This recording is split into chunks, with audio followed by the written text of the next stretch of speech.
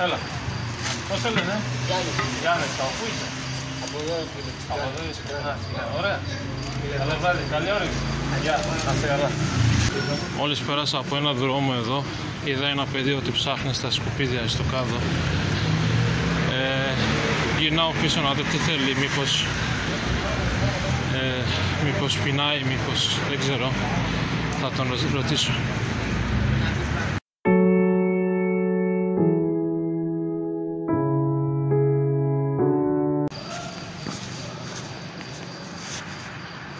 Σαλάμ, Κούβι. Πεινάς? Ναι φίλε. Θες να σου πάρω κάτι?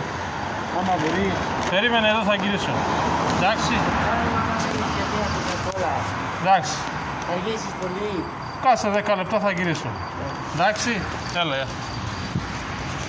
Είναι 10 το βράδυ. Είδα ένα παιδί εδώ που ψάχνει φαγητό στα σκουπίδια. Πάω να του πάρω κάτι να φάει.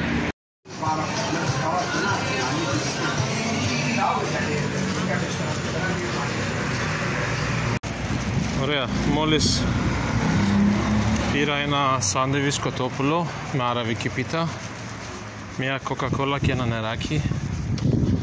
Πάω να τα δώσω, δεν ξέρω που είναι το παιδί τώρα, πάω να γυρίσω εκεί πίσω που ήμουνα και να τα δώσω.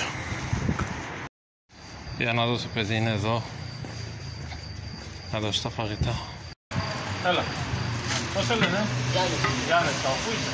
Από εδώ φίλε. Από εδώ είσαι. Ωραία. Καλό βράδυ, καλή όρεξη. Γεια.